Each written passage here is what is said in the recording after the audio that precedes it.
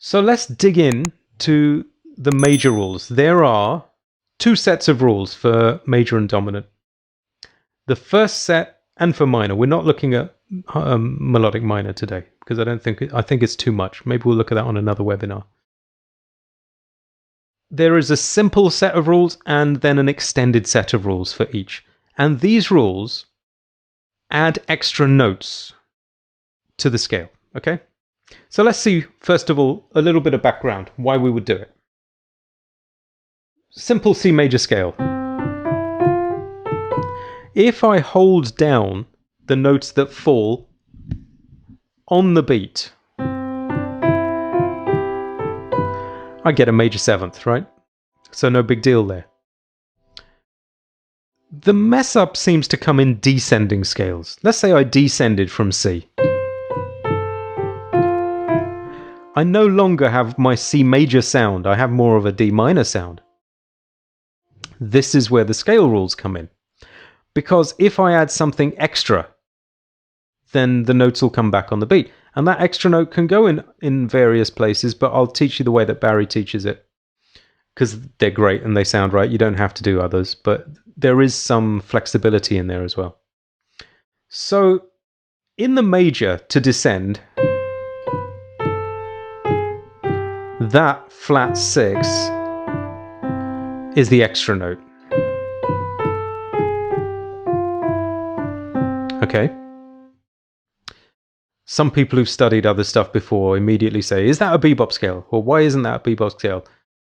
Barry blows a gasket if somebody calls it a bebop scale. He doesn't like that.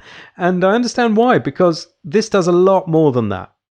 Bebop scale, yes, has the same notes, but it doesn't tend to have rules for application. There's a lot it doesn't do as well. So anyway, we'll find that with both major and dominant, there are times where you should add the extra note, and there are times where you should not add the extra note. Let's dig into the major rules. I'll zoom in a bit. So what I've done is I've put the extra notes in blue, everything else black. So notice that when I descend from the root, I add that one extra. There it is, the A flat. When I descend from root, third, fifth, and seventh, you could say chord notes of C major 7. I'll be adding notes because mathematically that's how it figures out. Roger, good vision. Thank you. When I descend from non-chord notes, I'll take that note out because you'll see that mathematically and musically we don't require it. So when I descend from the root, here it is, the extra. Keith says perfect. Thank you, Keith. 2, 3. From the 2, no extras. Notice that we land in the same place at the same time because we have the same amount of notes. This, with the extra, if I descend from the 2, has the same amount of notes, right? So the chord notes keep falling back on the beat and we land on an important note on an important beat, right? So that's how we sound correct in inverted commas. So now I'm going to descend from 3. And there's the extra note. The 4th will have no extra. The 4th is not a chord note. You see what's happening, right? The 5th will have an extra. Here's the extra. And the 6th will not have it.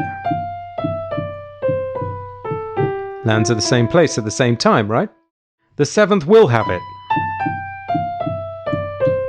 There's the extra. Okay. Hey, Liam. Good to see you. Saw you on Skype earlier. So that's the major rule summarized. Simple as that.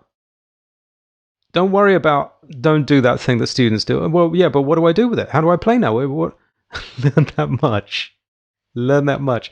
Get so good at that in various keys that nobody can take it away from you. Okay?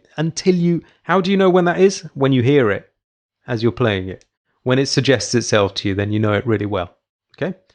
So if I did that in F, there's the extra note. From 2, I don't need it. 3, 4. Get good at it all over the place. Thanks for watching this video. Don't forget to download the PDF using the link below. This is just a taste from a live members webinar I taught. The actual lesson's an hour long, but I have hundreds of lessons categorized for members to meet you at your level and help you organize your learning no matter where you are on your jazz journey. Just click below to find out more. Thanks again.